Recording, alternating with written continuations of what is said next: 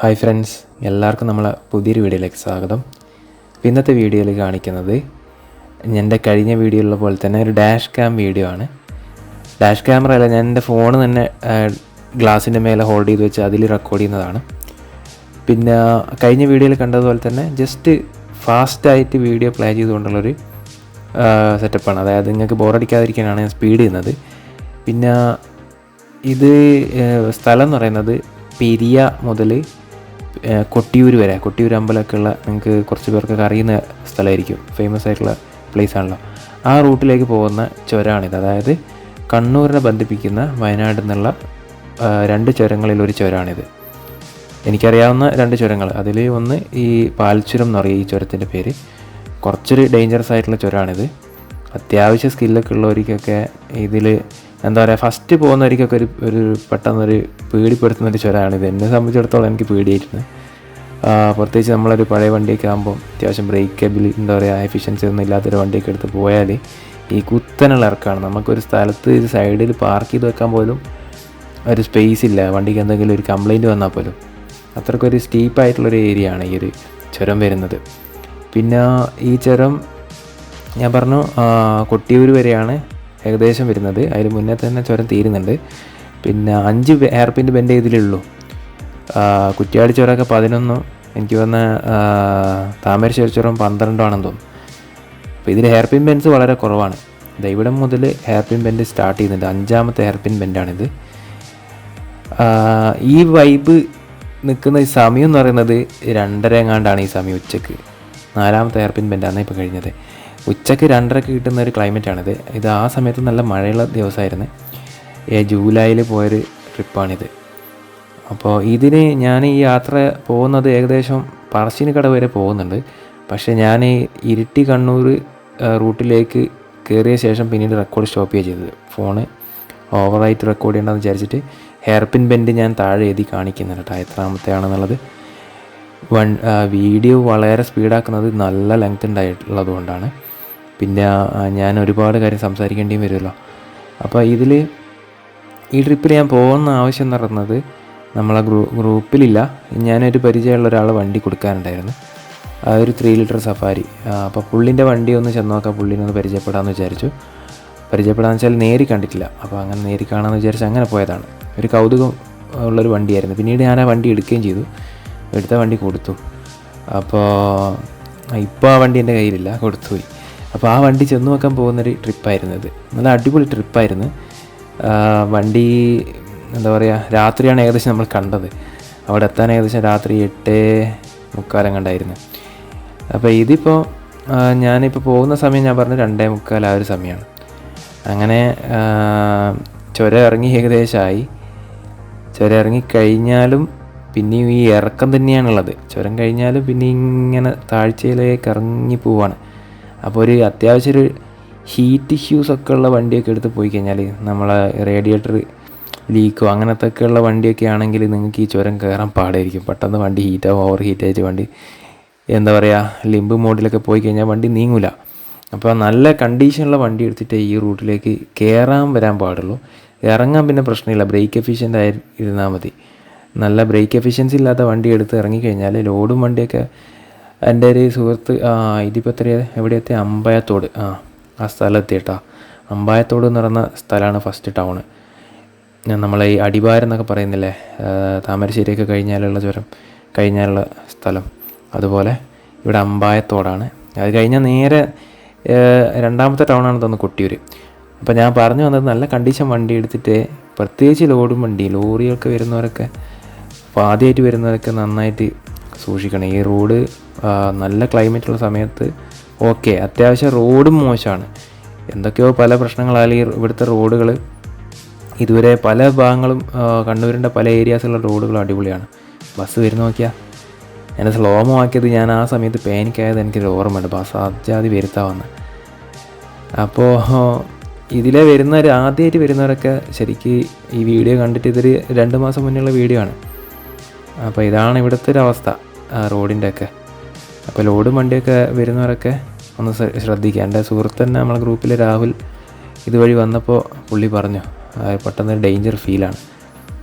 ഇതാണ് കൊട്ടിയൂർ എന്ന് പറയുന്ന സ്ഥലം. നിങ്ങൾ ആ തൊട്ട് മുന്നേ കണ്ടൊരു ഏരിയയിലാണ് അമ്പലങ്ങളൊക്കെ വരുന്നത്. എനിക്കൊന്ന് ശിവക്ഷേത്രമാണെന്ന് തോന്നുന്നു. അപ്പോൾ നമ്മുടെ നാട്ടിൽ നിന്നൊക്കെ അധികം ആൾക്കാരും പറഞ്ഞു കേട്ടിട്ടും പിന്നെ ഇങ്ങോട്ട് വരുന്നതായിട്ടൊക്കെ പറഞ്ഞു കേട്ടിട്ടൊക്കെയുള്ള സ്ഥലമാണ്. പിന്നീട് ഇതൊക്കെ കൊട്ടിയൂരിൻ്റെ ഒരു ഭാഗം തന്നെയാണ് കേട്ടോ. കൊട്ടിയൂർ ടൗണ് ഒരു ഏരിയ മൊത്തം കൊട്ടിയൂർ തന്നെയാണ് മാപ്പിലൊക്കെ കാണുന്നത്. പിന്നീട് പിന്നെ സാധാരണ നമ്മളെ നാട്ടിലത്തെ റോഡുകൾ പോലെ തന്നെയുള്ള റോഡ് തന്നെ, അതിൽ വലിയ പ്രത്യേകിച്ച് പറയാനൊന്നുമില്ല. ഞാൻ ആ പോകുന്ന റൂട്ട് മൊത്തം റെക്കോർഡ് ചെയ്തിട്ടുണ്ട്. ഒരു പക്ഷേ ഈ നാട്ടിലുള്ളവർക്കൊക്കെ ഈ റോഡ് കാണുമ്പോൾ ഒരു നൊക്ലാച്ചി ആയിരിക്കും. ഒരു പുറമേ ഗൾഫ് രാജ്യങ്ങളിലുള്ളവർക്കൊക്കെ ഈ ഒരു ക്ലൈമറ്റൊക്കെ വീഡിയോയിൽ കാണുമ്പോൾ ബസ് വരുമ്പോൾ ഒരു വരവ് തന്നെയാണ് കേട്ടോ. കാരണം ഈ ചെറിയ വരവൊന്നുമല്ല, നല്ല സ്പീഡാണ്.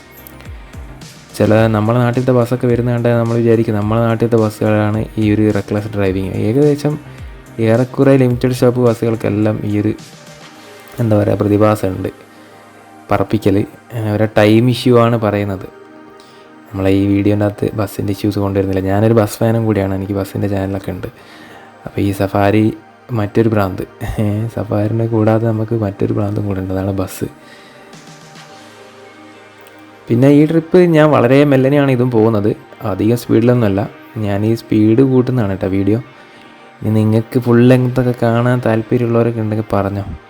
എനിക്ക് ഇൻട്രസ്റ്റ് ഒക്കെ ഉണ്ട് ഫുൾ ലെങ്ത് ഇടാൻ. കാരണം കുറച്ച് കാലം കഴിഞ്ഞാൽ ഇൻഷാ അല്ലാഹ് ഒരു പക്ഷേ എനിക്കെന്നെ ഇത് എടുത്തു നോക്കാൻ വേണ്ടിയിട്ടാണ്. നമ്മളെ സ്വന്തം വീഡിയോസ്, അന്ന് പോയ എക്സ്പീരിയൻസ്, പ്രത്യേകിച്ച് നമുക്കിപ്പോൾ പണ്ടത്തെ പോലെ എല്ലാം സ്റ്റോർ ചെയ്ത് വെക്കാൻ ഒരുപാട് സ്റ്റോറേജ് സ്പേസ് ഇതിനൊക്കെ ആവശ്യം വരും. ഒരു വീഡിയോനൊക്കെ ഏകദേശം 1-2 GB ഒക്കെ ഉണ്ടായി ഇത്രയും ലെങ്ത്ത് വീഡിയോസ്. അപ്പോൾ അതൊക്കെ ഡിലീറ്റ് ആക്കാൻ തോന്നില്ല. കാരണം നമ്മൾ പോയ യാത്ര അതിങ്ങനെ മറന്നു പോകും, കണ്ട സ്ഥലങ്ങൾ, ആ സന്ദർഭം. ഇതിൽ ശരിക്കും നമ്മൾ സംസാരിക്കുന്ന കാര്യങ്ങൾ, ഞാൻ വൈഫ് കുട്ടിയാണ് പോയത്, അതൊക്കെ ഒരു ഫീലാണ് വീണ്ടും കേൾക്കൽ. പക്ഷേ അതൊക്കെ നമുക്ക് യൂട്യൂബിൽ ഇടാൻ പറ്റില്ലല്ലോ. അപ്പോൾ അതുകൊണ്ടാണ് ഞാൻ വീഡിയോയിലുള്ള സൗണ്ട് ഒഴിവാക്കിയിട്ട് BGM ഇട്ടത് കേട്ടോ. പോലീസ് വണ്ടീൻ്റെ ബേക്കിലാണ് ഞാൻ പോകുന്നത്. നല്ല ഡീസൻ്റായിട്ട് പോയിട്ട് ലാസ്റ്റ് നിവൃത്തിയിലാണ്ടായപ്പോൾ കട്ട് ചെയ്യുന്നുണ്ട് കേട്ടോ. എനിക്കൊരു ധൈര്യമില്ല ഇവരുടെ ബേക്കിൽ പോയിട്ട് പെട്ടെന്ന് അങ്ങനെ ചവിട്ടിയിട്ട് കിട്ടിയില്ലെങ്കിലോ എന്നുള്ളത്, അവിടെ ദൂരെ പിടിക്കുന്നത്. പിന്നെ ഒന്നാമത് എങ്ങനെയാണ് പോലീസ് വണ്ടീനെ ഓവർടേക്ക് ചെയ്യാൻ ഒരു പേടിയാണ്. ഒന്നാമത് എനിക്ക് ചെറിയൊരു കൂളിംഗ് ഫിലിം ഉണ്ട്. പിന്നെ ബേക്കിൽ സൺഷെയ്ഡ് പോലത്തെ മറ്റേ ഇതുണ്ടല്ലോ, നെറ്റ് എന്താ പറയുക, മാഗ്നറ്റ് ഷെയ്ഡ് ഉണ്ട്. അപ്പോൾ അതും ചിലപ്പോൾ ഇവർക്ക് ഡാർക്ക് കൂളിംഗ് ആയിട്ടൊക്കെ ഫീൽ ചെയ്യും. ഒരു പക്ഷേ എഴുതി തന്നാലോ നിർത്തിപ്പിച്ചിട്ട്.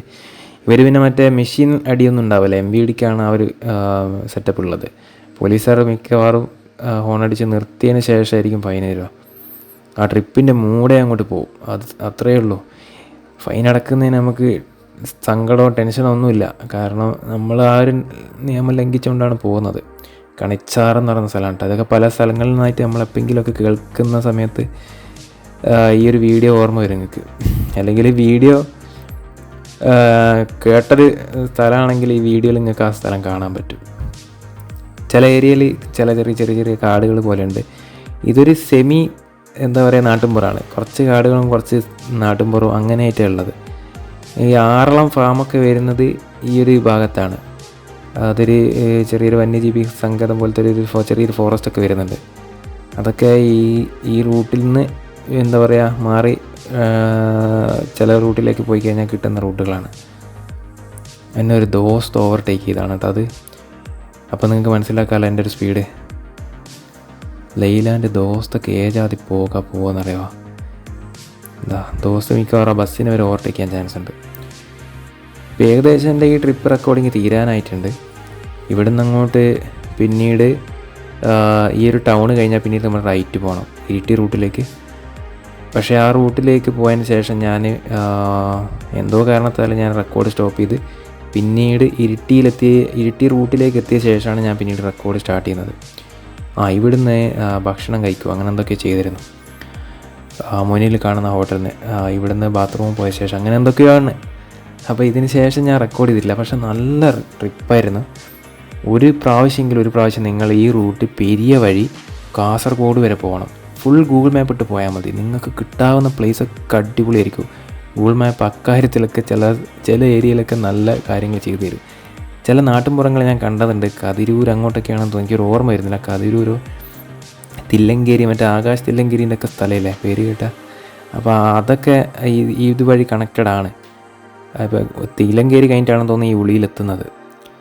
അപ്പോൾ ചില ഏരിയാസ് ഇതിൽ ഈ റൂട്ട് നേരെ പോയി മട്ടന്നൂരിൽ നിന്ന് പിന്നീട് പറശ്ശിനിക്കടവിലേക്ക് പോകാനുള്ള ഒരു ചെറിയ പല പല വഴികളിലൂടെയാണ് ഈ മാപ്പ് എന്നെ കൊണ്ടുപോകുന്നത്.